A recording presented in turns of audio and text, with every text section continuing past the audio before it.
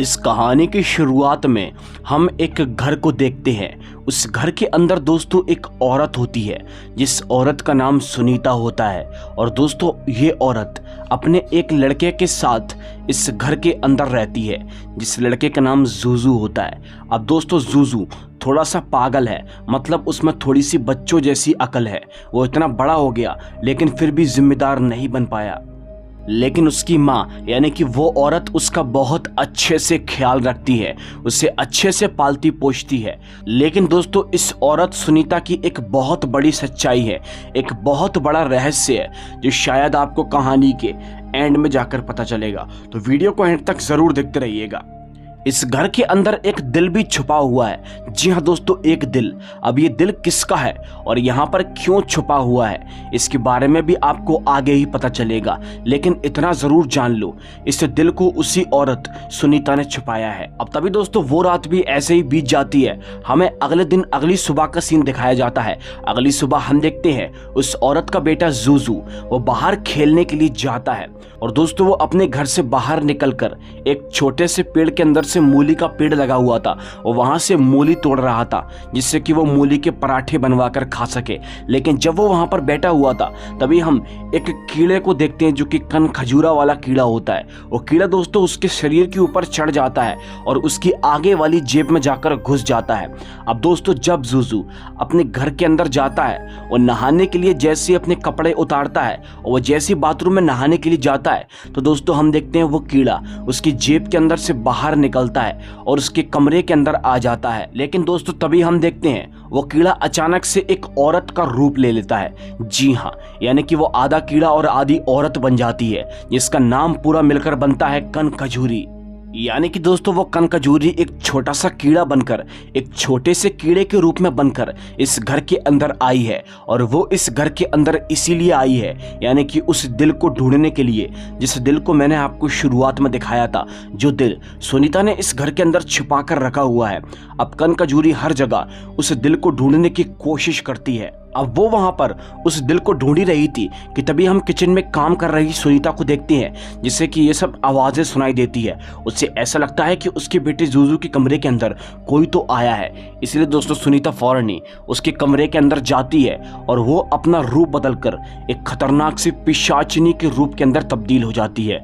जी हाँ दोस्तों, इस कहानी का एक रहस्य अब जाकर खुलता है कि सुनीता कोई साधारण सी औरत नहीं बल्कि एक खतरनाक सी दिखने वाली पिशाचनी है। लेकिन जूजू इस पिशाचनी के साथ में कैसे रह रहा है इसके बारे में आपको आगे पता चलेगा। जूजू को अपनी माँ की सच्चाई के बारे में नहीं पता कि वो एक पिशाचनी है।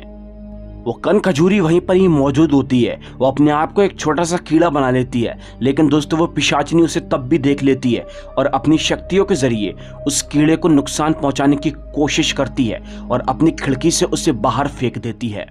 जब वो उस कीड़े को बाहर फेंकती है तो दोस्तों वो कीड़े से कनखजूरी के अंदर वो औरत अपना रूप बदल लेती है। लेकिन अभी उसके शरीर पर बहुत ही चोट लगी हुई थी क्योंकि उस पिशाचनी ने उसे नुकसान पहुंचाने की कोशिश की थी। अब दोस्तों वो कनखजूरी यहाँ पर बहुत ही ज्यादा डर जाती है। वो सोचती है कि वो उस दिल को कैसे लेगी। उसे वो दिल इस घर के अंदर दिखाई ही नहीं दे रहा है। लेकिन वो फैसला करती है कि वो किसी तरह उस दिल को हासिल करके रहेगी क्योंकि इस दिल के पीछे एक बहुत बड़ी सच्चाई छुपी हुई है। वो कनखजूरी फैसला करती है कि उसे किसी तरह दोबारा किसी उस घर के अंदर प्रवेश करना होगा। अब दोस्तों तभी यहाँ पर रात हो जाती है। तो रात के वक्त पर हम देखते हैं उसी औरत यानी कि उस पिशाचनी का बेटा जिसका नाम जूजू है वो दरअसल बाहर खेल रहा होता है। अब वो जब बाहर खेल रहा था ना तो अचानक से दोस्तों ये जो औरत होती है यानी कि कनखजूरी ये अपना रूप एक खूबसूरत लड़की के अंदर बदल लेती है और ये वहां पर रोना शुरू कर देती है। जूजू किसी के रोने की आवाज सुनता है तो वो उस आवाज को फॉलो करना शुरू कर देता है। वो जैसे दोस्तों इस आवाज के पीछे पीछे जाता है तो वो इसी कनखजूरी इसी लड़की इसी औरत को पाता है। इसने अपना रूप बदलकर एक सीधा सा इंसान की तरह कर लिया था। अब ये यहाँ पर जूजू से बोलती है कि मुझे मेरे चाचा ने बहुत मारा है, वो मेरी प्रॉपर्टी को हड़पना चाहते हैं, तो मुझे अपने घर के अंदर ले चलो। मैं कुछ देर के लिए वहां पर छुपना चाहती हूँ क्योंकि मेरे चाचा मुझे ढूंढ रहे हैं। जब दोस्तों वो जूजू से ऐसी बातें करती है ना तो जूजू दोस्तों बहुत ही बच्चों जैसी अकल होती है उसमें और बहुत ही सीधा होता है और फौरन दोस्तों उसको उठाकर वहां से लेकर चला जाता है। बस कन खजूरी अपने प्लान के अंदर सफल हो जाती है। उसे किसी तरह इस घर के अंदर प्रवेश करना था और वो उस घर के अंदर प्रवेश कर भी जाती है।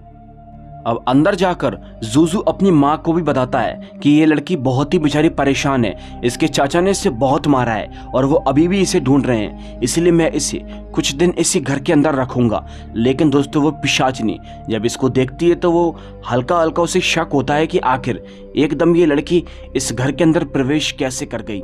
अब तभी दोस्तों अगले ही सीन में हम देखते हैं यहाँ पर रात ज्यादा हो जाती है और ये लोग दोस्तों उस कन खजूरी यानी कि उस लड़की को सोने की जगह दे देते हैं। लेकिन दोस्तों उस पिशाचनी को अभी भी बहुत अजीब लग रहा था। वो गई रात को उसी कन खजूरी यानी कि उसी लड़की के कमरे के अंदर जाती है और वो सोचती है कि आखिर ये कौन हो सकती है, मुझे कुछ भी ठीक नहीं लग रहा है। इसीलिए दोस्तों वो पिशाचनी जहाँ वो सो रही थी उसके बेड के पास एक गोल गहरे एक सिंदूर से लकीरें बना देती है, मतलब कि एक गोल गहरा बना देती है। उसे बनाने के बाद वो पिशाचनी बोलती है कि अगर ये वाकई में कोई इंसान है तो ये आसानी से इस घेरे को पार कर लेगी, लेकिन अगर ये कोई इंसान नहीं बल्कि कोई और है तो ये इस घेरे को पार नहीं कर पाएगी। ये बोलकर दोस्तों वो पिशाचनी वहां से चली जाती है। उसके जाने के बाद वो कन खजूरी उठती है और यहाँ से बाहर निकलने की कोशिश करती है, लेकिन उसके पैर के अंदर आग लग जाती है। वो समझ जाती है कि वो इस घेरे को इतनी आसानी से पार नहीं कर पाएगी। इसलिए दोस्तों वो फैसला करती है कि अब वो अपने गुरुजी का सहारा लेगी। इसलिए वो वहां पर गुरुजी को प्रकट करवाती है और वो उनसे पूछती है कि वो पिशाचनी मुझे इस घेरे के अंदर बंद करके चली गई है, अब मैं इस घेरे से कैसे बाहर निकलूं। गुरुजी उसे बताते हैं कि तुम्हें इस घेरे से बाहर निकलने के लिए वो लड़का जूजू तुम्हारी मदद करेगा, तुम्हें उसका सहारा लेना होगा। और दोस्तों इसी के साथ गुरुजी उससे बोलते हैं कि तुम्हें जल्द से जल्द उस दिल को ढूंढना होगा और मेरे पास लाना होगा, वरना वक्त बहुत कम बचा हुआ है। अब हम सभी लोगों को समझ में आ चुका है कि दोस्तों ये कन खजूरी खुद से इस दिल को ढूंढने के लिए नहीं आई है, बल्कि इस साधु ने इस दिल को इसे ढूंढने के लिए इस घर के अंदर इस पिशाचनी के पास भेजा है। बट वो क्यों, इसके बारे में तो आपको आगे ही पता चलेगा। अब दोस्तों कुछ ही देर के बाद अब यहाँ पर कन खजूरी को ऐसा लगता है कि कोई उसके कमरे के अंदर आ रहा है, इसलिए वो गुरुजी को गुड बाय बोलती है और चुपचाप सोने का नाटक करती है। अब कुछ ही देर के बाद उसके कमरे के अंदर जूजू आ जाता है। जी हाँ दोस्तों, वो जूजू को देखकर बहुत ही खुश होती है। जूजू अपने साथ एक टेडी लेकर आया हुआ था। जूजू उससे बोलता है कि तुम इस टेडी को अपने साथ में सुला लो, तुम्हें अकेलापन महसूस नहीं होगा। वेल वो बच्चों जैसी बातें करता है, लेकिन अब कन खजूरी के पास इससे अच्छा मौका नहीं था इस घेरे से बाहर निकलने का। इसलिए दोस्तों वो फौरन ही उस टेडी को लेकर वहीं पर ही गिर जाती है। जूजू भी वहीं पर ही गिर जाता है और दोस्तों जैसे ही वो कन खजूरी गिरती है तो वो सीधा उस घेरे से बाहर को गिरती है। जी हाँ, यानी कि उसका प्लान सफल हो चुका है, वो उस घेरे से बाहर निकल चुकी है। लगभग कुछ ही देर के बाद दोस्तों वो पिशाचनी यहाँ पर आ जाती है। पिशाचनी ये सब देखकर बहुत ही शौक हो जाती है कि आखिर ये लड़की घेरे से बाहर कैसे निकली। लेकिन पिशाचनी को अब यकीन हो जाता है ये कोई ऐसी वैसी खतरनाक सी शक्तिशाली लड़की नहीं है, ये तो एक साधारण सी लड़की है, जब भी तो इसने इस घेरे को पार कर लिया। अगर ये कोई ऐसी वैसी शक्ति वाली लड़की होती तो ये इस घेरे को पार नहीं कर पाती। अब वो पिशाचनी भी उसे इज्जत देना शुरू कर देती है। अब तभी दोस्तों इसी तरह वो रात भी बीत जाती है। अब होती है यहाँ पर अगली सुबह हम देखते हैं दोस्तों कन खजूरी को, जो कि यहाँ पर जूजू के साथ में खेल रही थी।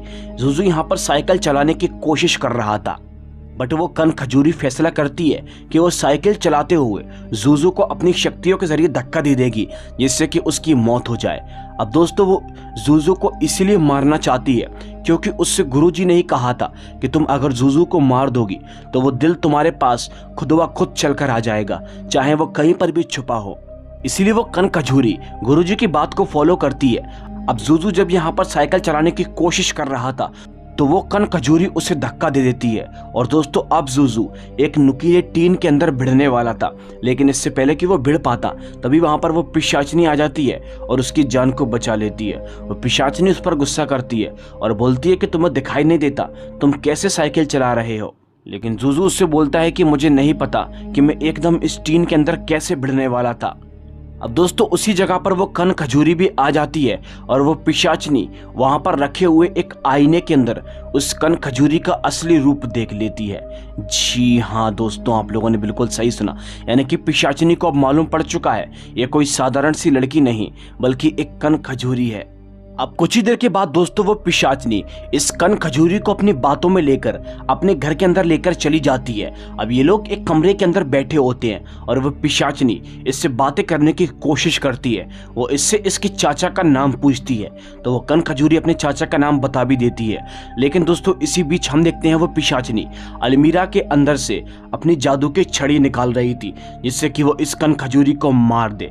पर दोस्तों वो पिशाचनी जैसे ही पीछे मुड़कर देखती है तो पाती है कि वो कन खजूरी वहां से भाग चुकी है, वो वहां से गायब हो चुकी है। अब दोस्तों तभी वो पिशाचनी उसका पीछा करना शुरू कर देती है। वो उसे देखना चाहती है कि वो आखिर वो कहाँ भागी है। अब दोस्तों वो जैसे ही देखते देखते अपने बेटे जूजू के कमरे के अंदर जाती है तो वो देखती है कि वो कन खजूरी उसके बेटे जूजू पर चाकू ताने हुए है, यानी कि वो उसे मारना चाहती है। उसे देखकर वो पिशाचनी बहुत डर जाती है और दोस्तों जूजू बोलता है कि माँ मेरी मदद करो। लेकिन दोस्तों वो कन खजूरी जूजू से बोलती है कि ये तुम्हारी माँ नहीं बल्कि ये एक पिशाचनी है, एक डायन है, दिखा अपना असली रूप। वो कन खजूरी उस पिशाचनी से बोलती है कि तुमने उस दिल को कहाँ छुपाया है, मुझे सब कुछ बता दो। लेकिन दोस्तों पिशाचनी नहीं बताती। अब दोस्तों इसी बीच हम देखते हैं वो पिशाचनी अपनी शक्तियों के जरिए यहाँ पर एक खतरनाक से एक सस्ते और नकली शेर को बुला लेती है। जी हाँ, जब वो शेर दोस्तों यहाँ पर आता है तो वो उस कन खजूरी को नुकसान पहुंचाना चाहता है, उसे खाना चाहता है। लेकिन इसी बीच दोस्तों वो कन खजूरी अपने चाकू के जरिए उस लड़के पर यानी कि जूजू पर हमला कर देती है, उसे चोट पहुंचा देती है। जब दोस्तों वो ऐसा करती है तो वो शेर वहां से भाग जाता है और कुछ ही देर के बाद वो दिल जहां पर भी छुपा हुआ था वो दिल दोस्तों दीवारों को चीरता हुआ फौरन ही उस कन खजूरी के पास आ जाता है, जैसा कि उस साधु ने कहा था। जैसे वो दिल उसके हाथों में आता है तो वो कन खजूरी अपने रूप में और वो पिशाचनी अपने रूप में आ जाती है। अब दोस्तों कुछ ही देर के बाद वो कन खजूरी उस तांत्रिक को, उस गुरुजी को वहां पर लाती है। जी हाँ दोस्तों, क्योंकि ये दिल किसी और का नहीं बल्कि उसी साधु का, उसी गुरुजी का होता है। अभी तक गुरुजी एक कैद के अंदर बंद थे, लेकिन दोस्तों वो कन खजूरी जैसे ही उनका दिल उन्हें वापस लौटाती है तो दोस्तों गुरुजी आजाद हो जाते हैं और इस दुनिया के अंदर आ जाते हैं।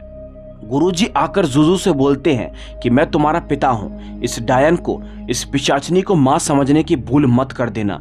ये तुम्हारी माँ नहीं है, ये अभी तक तुम्हें इसीलिए पाल रही थी क्योंकि ये आज के दिन 12 बजे के बाद तुम्हें मारना चाहती थी। वो गुरुजी दोस्तों अपने बेटे जूजू से बोलते हैं, जूजू बेटा आज तुम्हारा जन्मदिन है। ये पिशाचनी आज के दिन का ही इंतजार कर रही थी।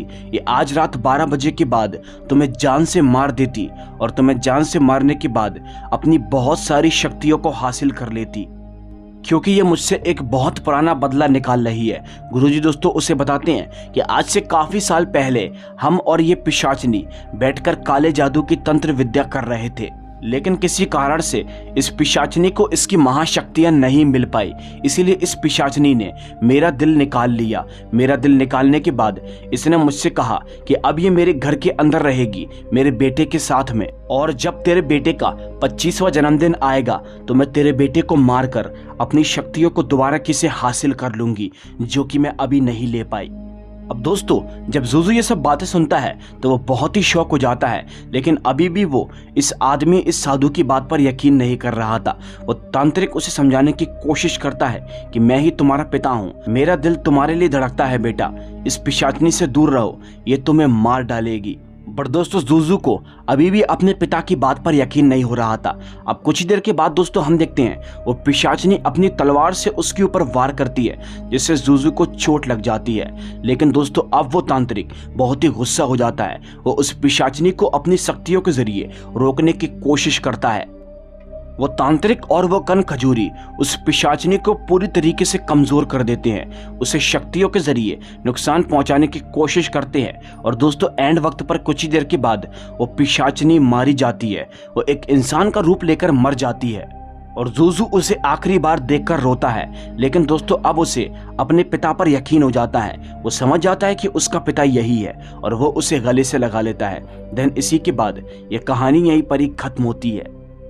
दोस्तों उम्मीद करता हूं ये कहानी आप लोगों के समझ में आ चुकी होगी, और अगर नहीं आई है तो आप इस एपिसोड को देख सकते हो, जिस एपिसोड का लिंक मैं आपको इंस्टाग्राम पर दे दूंगा। तो चलिए अब हम मिलते हैं आपसे एक और दिल दहला देने वाली कहानी के साथ। तब तक के लिए बाय एंड सी।